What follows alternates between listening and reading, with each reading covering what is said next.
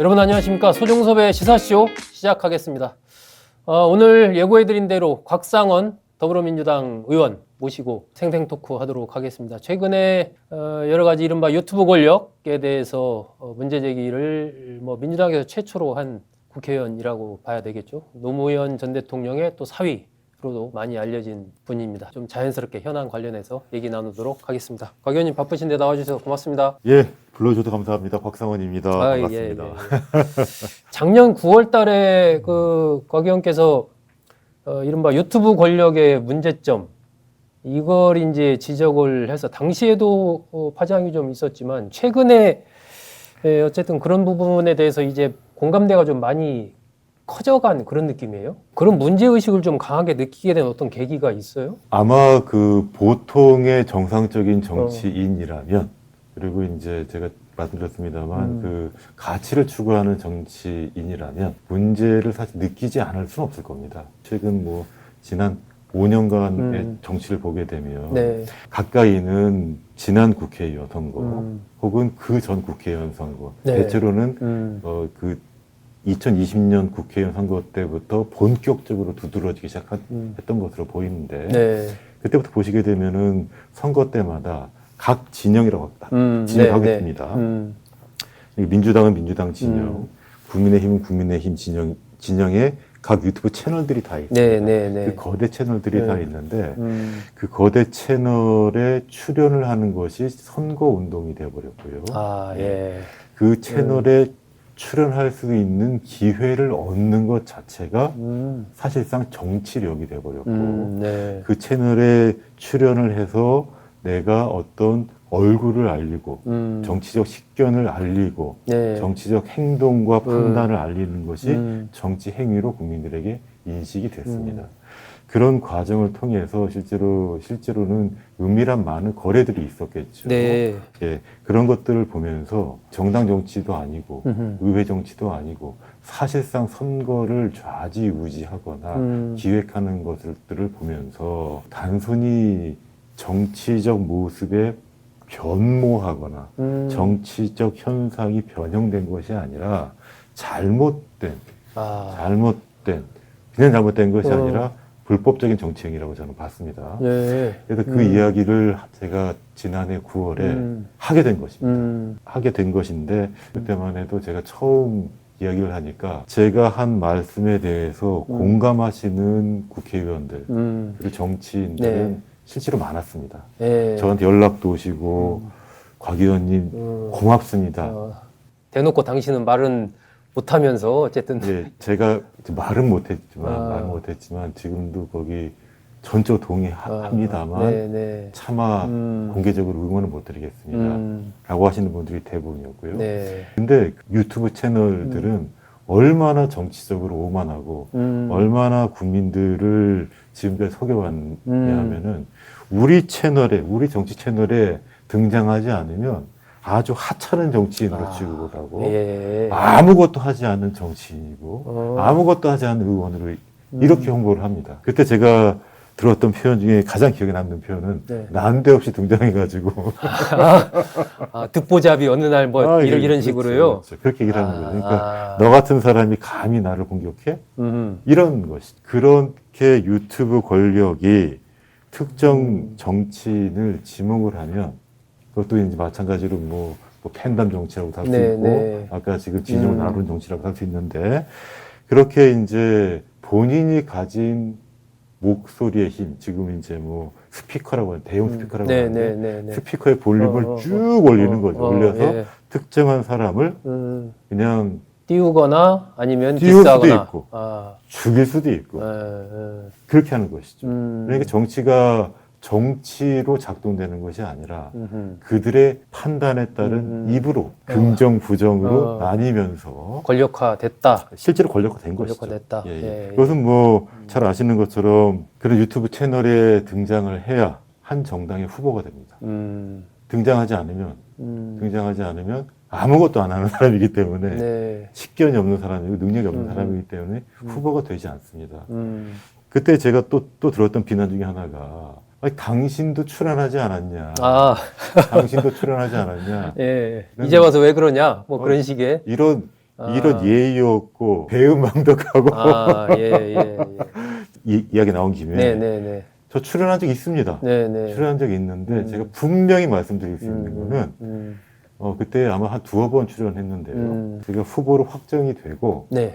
모든 민주당의 후보들이 출연을 해서 그때 제가 끼어서 출연한 적은 있습니다. 그 말씀을 왜 드리냐면 유튜브 정치가 현실 정치에 개입하는 모습이 여러 가지가 있는데 그러니까 정치적 의제를 선제적으로 설정을 하고 네. 자기 마음대로 끌고 나가는 그런 잘못된 정치인들이 있지만 현실 선거에 개입하는 방식은 후보를 만드는 겁니다. 네. 저는 제가 후보가 되기 위해서 출연한 적이 단 한 번도 없습니다. 후보가 되고 나서 출연했군요. 후보가 되고 된 이후에 모두 다 출연할 때 제가 끼어서 출연했고 그 이후에도 단 한 번도 출연한 적이 없습니다. 예. 최근에 어쨌든 공천 취소 그 거래설 관련해서 당에서 이제 장인수 전 MBC 기자에 대해서는 고발하겠다 뭐 이렇게 했는데 어쨌든 그 김어준 씨에 대해서는 아무런 조치가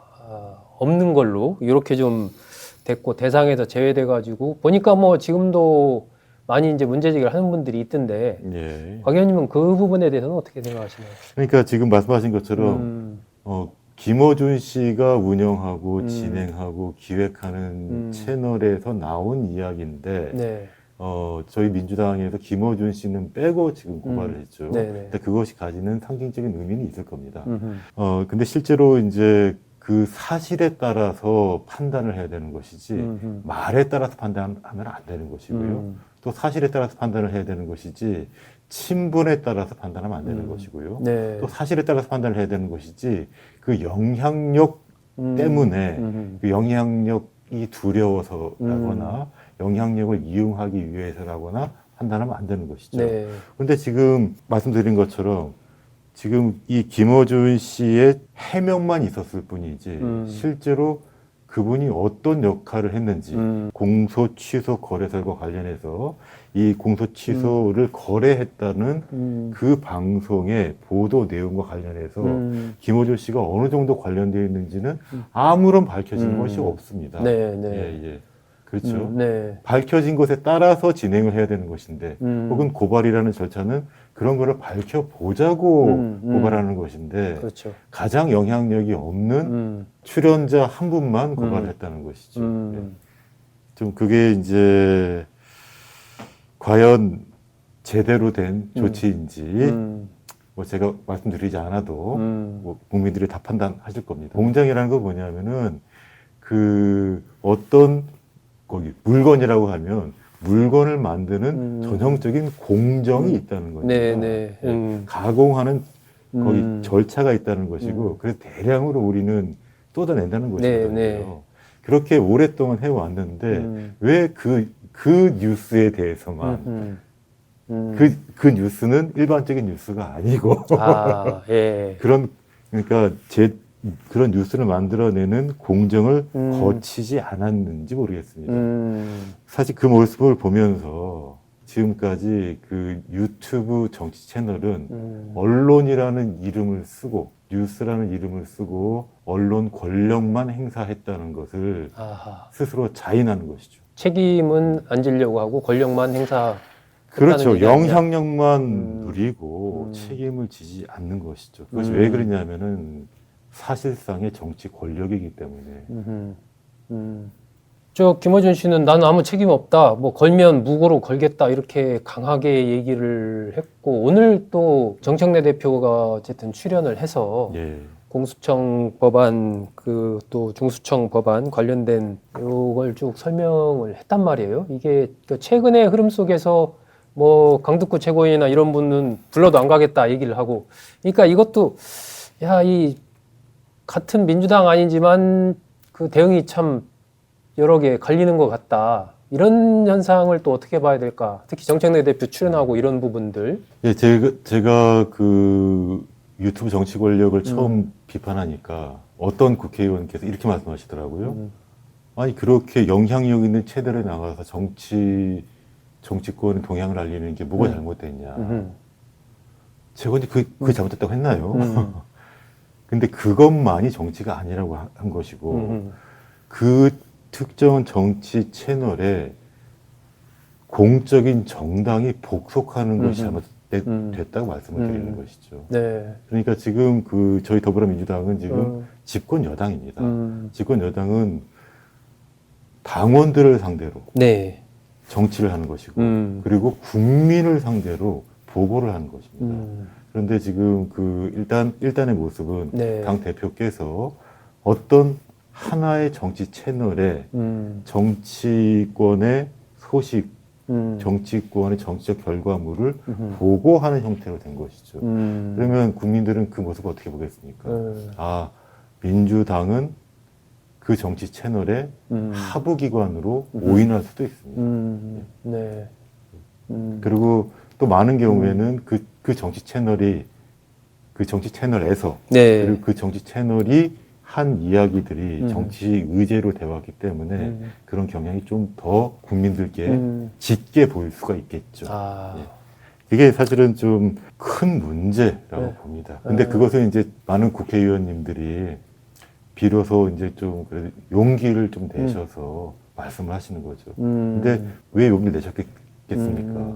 일단 환경이 조금 변화했고 네, 예. 김어준 씨 채널에서 말씀하신 내용이 사실 정권을 흔들 만한 이슈거든요. 큰 이슈죠. 그게 사실이라면 진짜 엄청난 이슈죠. 그러니까요. 네. 대통령이 그러니까 자신의 대통령으로서의 권한을 이용해서 사적인 법적 문제를 해결하겠다는 그런 것인데 네. 그런 것을 이야기를 해놓고서 난 모른다 이러는 거 아닙니까? 잘못 아무것도 없다. 지금 네. 이렇게 얘기하고 있죠.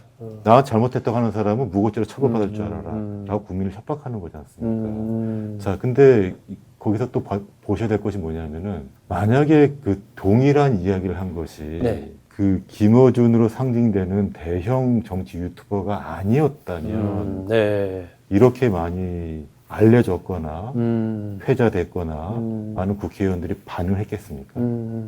그 진원지가 그 뉴스의 진원지가 김어준이라는 거대 대형 유튜버 네. 그러니까 실질적인 정치 권력이기 때문에 반응을 한 것이죠. 네. 그리고 아까 처음에 말씀하신 것처럼 혹시 그것이 명청대전으로 보일 수 있기 때문에 그렇죠. 예. 그랬다는 것이죠. 예. 예. 거기서 또 보셔야 될 건 그거죠. 그렇게 정치권을 흔들었다는 거지 않습니까? 하나의 정치 채널이 네네. 민주당 전체를 흔들고 네. 지금 대통령실을 흔들었다는 거지 않습니까? 그런데 아무런 책임을 지지 않겠다는 거잖아요. 그게 더 문제라고 봅니다.